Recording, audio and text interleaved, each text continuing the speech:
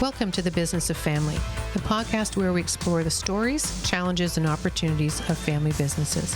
I'm your host, Tammy Buss, and I'm a family business survivor and also a family business advisor. In this show, we will be talking with family business leaders and experts to bring you insights and inspiration so you too can survive your family business journey. Whether you're a founder, a successor, a professional, or just curious about family businesses, this podcast is for you. So today my guests are Grant and Erin Stahla. They are the dynamic duo behind the innovative company Stahla Services. That's transforming the way we think about portable restroom and shower trailers. With an eye for quality and a commitment to excellence, the Stahlas have made it their mission to ensure that the facilities they provide are not just functional, but are delivered with a high level of customer service. Grant and Erin's passion extends beyond just providing top-notch facilities. They love the idea of enhancing your event, commercial remodel, or emergency response situations with restrooms that can elevate the overall experience for everyone involved. Their collaboration with professionals across various industries underscores their commitment to making each project successful. So alongside their entrepreneurial endeavors, Grant and Erin enjoy skiing, mountain biking, exploring new places. Their interests also include a shared love for coffee and ice cream. Like, who doesn't love those two? And they're deeply committed to cultivating a life full of purpose, growing their relationship, and spending time with family. The Stahlas enjoy weaving business and personal experiences together. So welcome. Thank you. We're excited to be here. Thank you for the generous intro.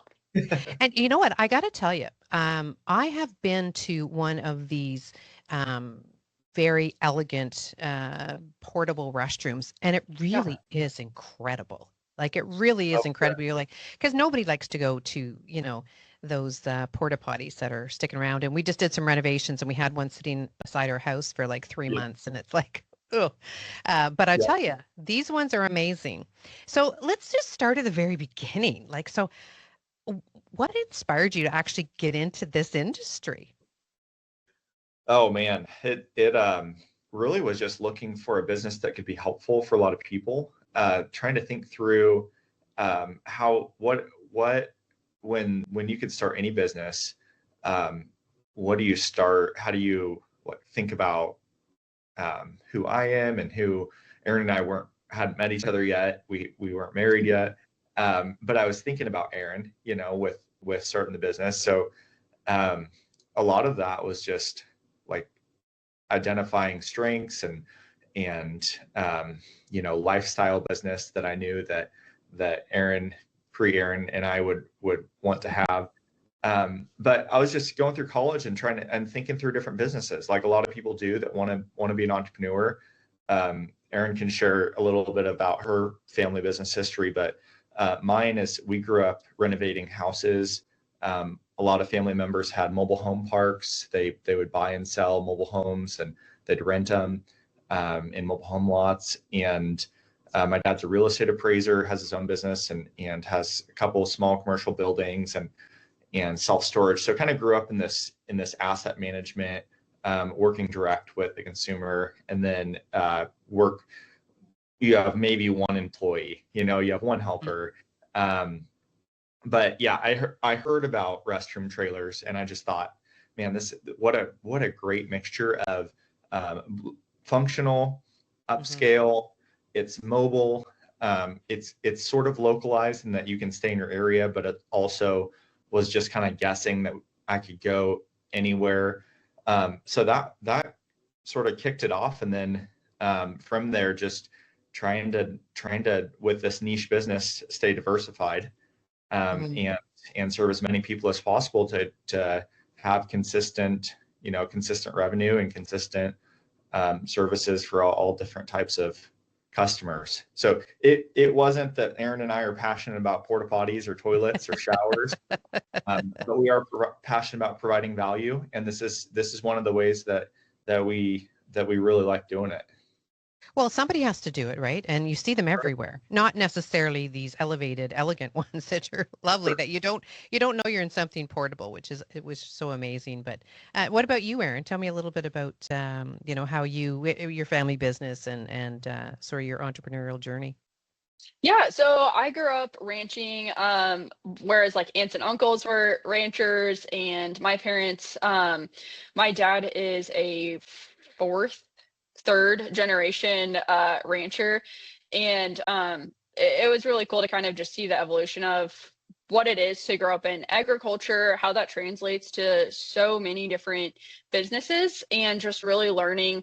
I mean, it's cliche at this point, right? But just really learning hard work through agriculture and through taking care of animals in the land, and really just idyllic. So got to watch my parents work together, run the ranch, each play their unique role within that. And so that's kind of a little bit of where I got my understanding. I didn't really even realize like, oh, this is a business and my parents are entrepreneurs, or they're, running this thing as a legacy business. That didn't really even cross my mind. It was just like, this is what you wake up and what you do. So that's been fun to kind of figure out, the upbringing and how that links to what we're trying to accomplish today, and really weaving in that, like, Grant and I get to spend our days together. We get to think about the same things. We get to plan and strategize about the business and about our life. And that just goes hand in hand. It works really beautifully for us. Really easy. Now, both coming from family businesses, I have to take a step back and say, how come neither of you are in the family business? And you, Erin, said you didn't even realize it was a legacy business. So tell me a little bit about that, whoever wants to go first. Yeah, I think for my family, so I'm one of four, two brothers, two girls, and we're definitely in that moment in time with the ranch where it's like, how do you hand this off? Are my parents wanting to hand it off? So just going through that conversation right now, which I think for a lot of people, if you're not thinking about it in advance, it can be a very pivotal time for not just the business, but also for the family. So it's been interesting to kind of go through that process and take tidbits. Grant and I are taking tidbits from that too, of, how would you plan for a transition? Would we want a transition? And just having those conversations that are sparked by this time of life in the business. But the exciting thing is with the ranch planning and kind of like figuring out what the future holds for the ranch, is that we really want to be family first. So whatever benefits the family is what we kind of want to see happen with the ranch. But we all have awesome memories there, and my parents are still going strong, going to be there forever. And they're enjoying that. So it's been a learning experience, I would say, but we all still enjoy the ranch to this day. Oh, good. What about you, Grant? Um, I would say that my parents and I are very different in how we operate, and so just growing up, I was always frustrated that basically my parents are very conservative and frugal, and wanted to pay off debt as soon as they acquired it, or didn't get any debt, or pay cash for anything, and run an operation where our family was remodeling the houses that we would live in them. We would get them nice, and then we'd sell them, and then we'd live in another one. We'd get it nice. So I want to scale. I want to build something that works. I love building a system that works without me, and then the people, the whole thing just can work. And then I dip in and solve a certain piece that breaks. And so it's a different philosophy, because with that you have to have a certain level of scale for it to support a system that's not just yourself.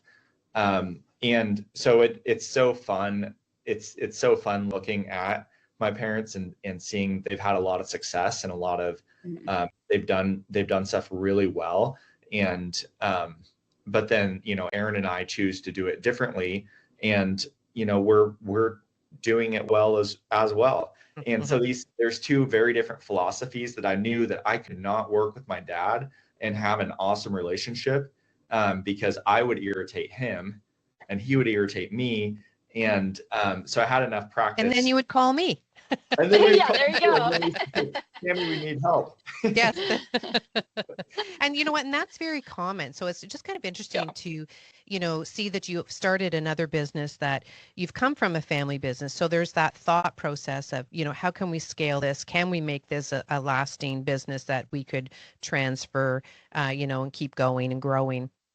Because first generation family businesses are usually started to sort of pay the bills right? In your case, Erin, Yeah. maybe there was that, okay, you are required to take over this business, maybe the ranch, the oldest, or whatever that, the boy, whatever it was. There's a Uh-huh. process in place. But when you're actually confronted with making a decision, it's like you say, it needs to be scalable in order to be able to transfer. You have Mhm. to start understanding different personalities to know that you can be very different but still work together and still have Yep.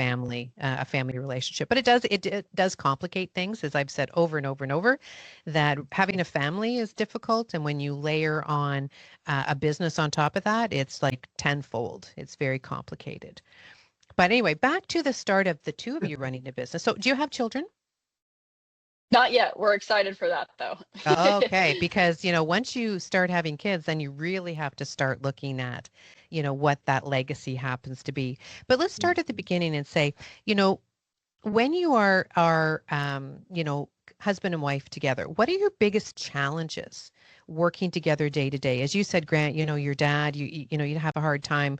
You love him as a dad, but you have a hard time working together. So, what is it that is your biggest reward and your biggest challenge working side by side? I think biggest reward is that we just get to spend our days together, which can also be the biggest challenge, right?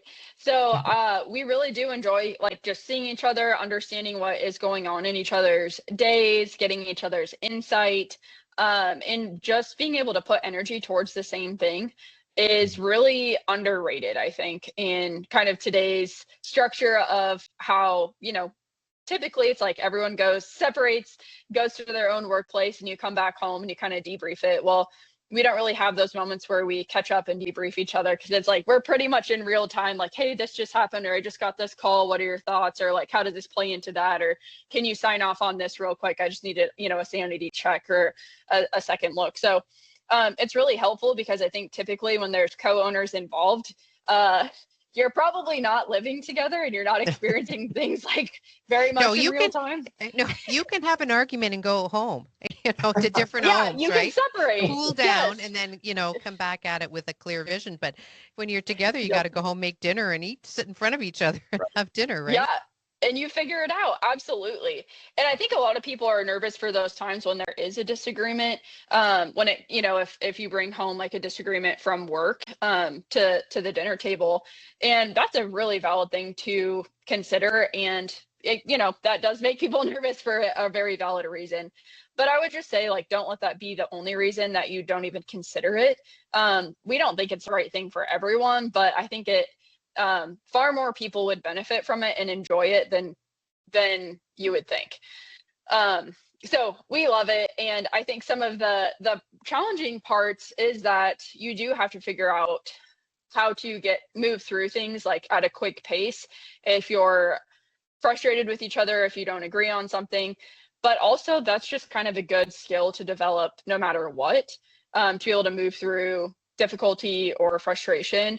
And I'll just caveat that with we have not nailed it. We're not like the best in the world at this, but it's something we're like forced to kind of work through. So for us, it's been workable. Do you have Yeah. parameters around, separating work from personal life? Like, is there barriers, or, did you put up boundaries that say, okay, when we get home, that's it, we're not talking work at all? Like, what do you do? Because how do you maintain that balance? Because like you say, you're beside each other all day, you're beside each other all night. So where's that separation?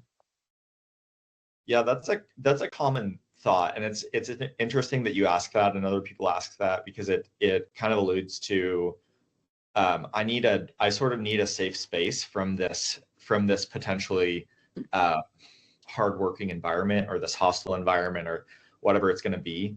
I think we all desire to have this home, this safety, or our area to go and rest and relax. Erin and I, we developed that in a little bit of different ways than just shutting it off at dinner, because we work from our house. We're in our house right now. And we also work from coffee shops, or we go and help deliver these trailers and set them up, or, we go to meetings, or so we're working from all these different places. But then I would say we just are sensitive to each other, to know when the other person's tired. If I'm tired and I'm, wanting to just turn everything off, Erin doesn't. She's sensitive to that. She doesn't bring up something that's hard and takes work and thought process. And then I try to do the same with her. Is I try to be sensitive to, okay, where's Erin at right now? Is she ready? Is she gung ho? Is she ready to go forward? Has she brought up this conversation about, employees or how do we grow asset wise? And then knowing each other's roles of Erin's leading the people department, HR, and I'm leading marketing. And then we split CEO role. I was going to ask that. How do you divide the roles? Yeah. So we share that CEO role because I need Erin and Erin needs me, and we really it's really a yin and yang with that, and that she thinks sustainable structure, people-wise organizational development, and then I'm thinking systems, operations. So we need each other with that, and there's certain things that wear out. Like it wears me out to talk through dramatic people stuff, hiring, firing, warnings. But I have to talk about it, and I get to talk about it. And then it wears Erin out to talk about some other stuff. So then just being sensitive to these conversations that are tiring to Erin or tiring to myself, and bringing it up when we have energy and when we're ready to go for it, like maybe a Monday or a Tuesday. We work with a couple of assessment tools, and one of them we use is called the Colby, and it says about how you do things. And it's all about the energy you can devote to certain things and how you process and how you do things. And that's really good that you've realized that, there are things that burn you out quicker. And so when do you do that? Do you do that in the morning, or, because you only have so much energy in a day, and you can, as you on the operation side or marketing side, have all the energy in the world for that, lose your energy when it comes to HR. And Erin could spend her whole day in HR and lose her enthusiasm and her energy when it comes to the other side. So that's very important that you've realized that right from the get-go, because that's very important, because you think, well, I could talk about this all day. Like, I don't know what the big deal is. Well, I'm exhausted. I've had a full day of doing this. I just don't have any energy left to deal with that topic. And I get it. I'm not the HR person either. You have to deal with it, but you want to do it in a time frame that's, the mornings for me is my best time to do when I have lots of energy. I'm not a night hawk. Yes. So understanding that's really very good. So kudos to you for figuring that out early. We're trying. Well, thanks. Trial and error. Yeah. But anyway, you figured it out. So that's really good. And so you've talked in the past about leading with values. So you talk about your core values. So tell me a little bit about how you've developed your core values, because we talk a lot about core values with family businesses, and we each individually have our own core values, and then we have our family core values, and then they translate into the business. So the business's core values. So tell me a little bit how you developed that. Yeah, we have 3 different core values as a business, and I think they've just stood the test of time. Like, the first one is humility. Like, who doesn't want to come into a humble work culture from the top down is our goal, is that we remain a humble company regardless of, the size we get to, or if we're just knocking it out of the park in any different area. People want to show up and work for a humble leader, humble managers, humble team. So I think in that regards, they stand the test of time when it comes to, like, what do you want your workplace to reflect to you? What would you want to work in? And the development of them really comes through, we've tweaked them, and it really comes through, like, working with them throughout each day, understanding, like, how would this impact my role if I were in X role, in Y role? Does it change anything? If not, that might be a problem. Or it means that you just hired, like, a really great culture fit. So our core values really determine our recruiting, our interviewing process, ultimately hiring, how we look at people staying on the team or moving on. And it really does impact everything that we do, whether or not we're chanting it every morning, or we're bringing it up in our reviews or conversations. So that's a little bit of how we've arrived on them. But I know really it's like, what culture do you want, and not making it aspirational has been a Yeah, big one. It's like, who are you already? already. um What is yeah, who you yeah, are in the core, right? Because who you yes, Mhm. are as people translates to the business of the first yes, generation. As the generations or as the business develops, the core values might change a little bit or your mission and yes. vision might change a little bit, but initially really comes from who you are. So you got humility. What are the other two? Humility, the second one is extreme profitability. And depending on who you talk to, they're either laughing, they're shocked, they're just not sure how to process that one. But we set that one because, we're family owned, we're a small business. We have many things that are against us, really surviving to live another year. And so we just go ahead and talk about, hey, we want to be extremely profitable, not just for the sake of having, business another year, but let's be generous with our vendors, with our partners, with our team. And because of that core value, we're able to partner with Love Justice, and they're an anti-human trafficking organization that we're able to give a portion of our profits to help intercept, you know, really anyone. They work in many different places throughout the world, but help intercept people going into rough situations. And also they do different rescue missions. So that's something that really goes into extreme profitability. It's not just for our bottom Yeah, line. It's not just to, absolutely. pay I certain love people it. more. Yeah, Yeah. it's a And broader profitability mission. is not a bad thing. I Mhm. mean, It's not. businesses are in business to make money. They're not in business to Yes, lose money. So I love that. I love that you've absolutely. embraced it and it can explain why. I love that. And the fact that you're giving back is amazing. And your third one? Yeah. Is systemized excellence. So, okay, systemized excellence, again, just kind of weaves throughout every single day. If we are great one day, we want to make sure that we can be great the next day, not recreate the wheel every time. That comes through being always prepared. It comes through great communication.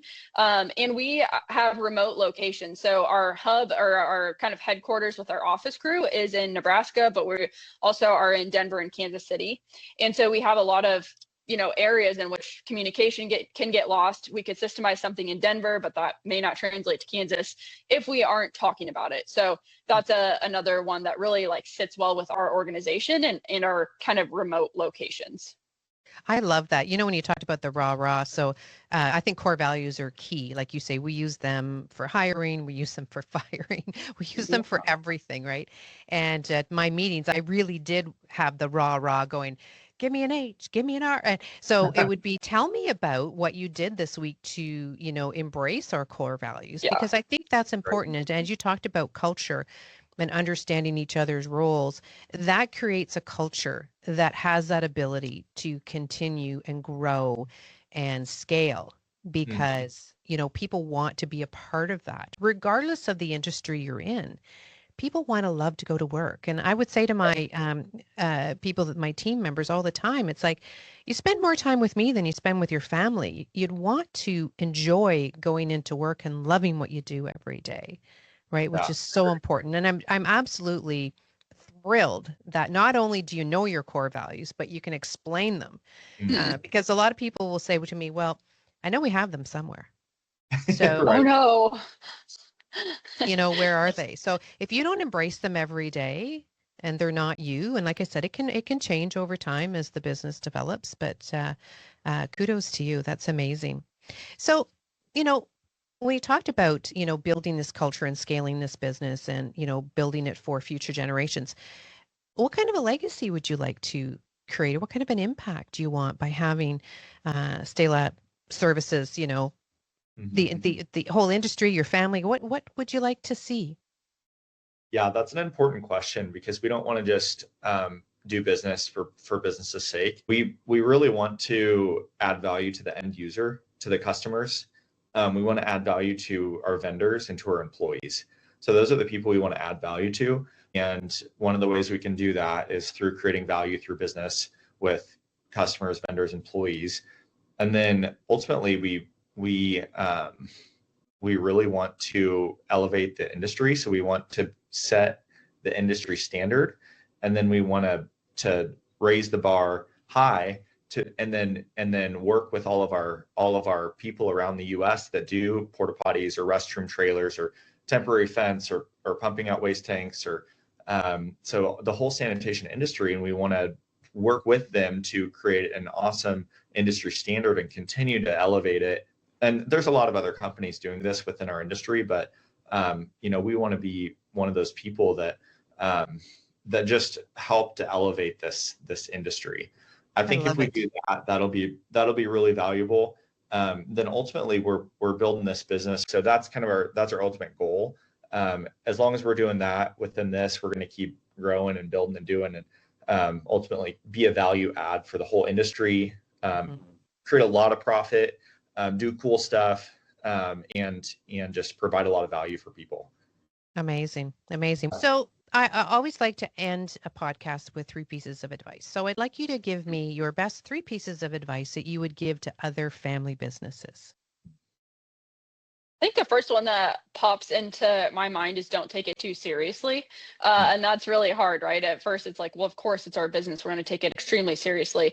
And I think because that's usually people's default, it's kind of a nice, like, hey, we can breathe. We can have fun. This can be enjoyable too. So try not to take it too seriously, knowing that that's probably the default is we're going to take it seriously. Grant, do you have one? Yeah. I would say begin with the end in mind. So obviously at whatever point you're in progress, but whatever you're doing, start it with the end in mind, whether it's business, family, or whatever. I don't think we've had that one before. That's a good one. Yeah, and who wants the last one? Erin. Okay, I'll go for it. I would just say, coming off of our conversation about core values, if you don't have them, if you can't articulate them, I would really sit down and get serious about that, and then just start speaking them. It doesn't even have to be a formal, like, okay, everyone sit down, we're going to talk about core values. Just start speaking them into your culture and into your people, and before too long, you'll start seeing people and hearing people speak them back to you, and it's a really beautiful thing. I love that. I think that is key. I think it's one of the elements that get missed a lot is understanding your core values, your mission, and your vision, and your big picture vision as well, right? So with the end in mind. I love that. Well, thank you so much for coming in today. And what is your website if people wanted to go take a look at these absolutely fabulous trailers?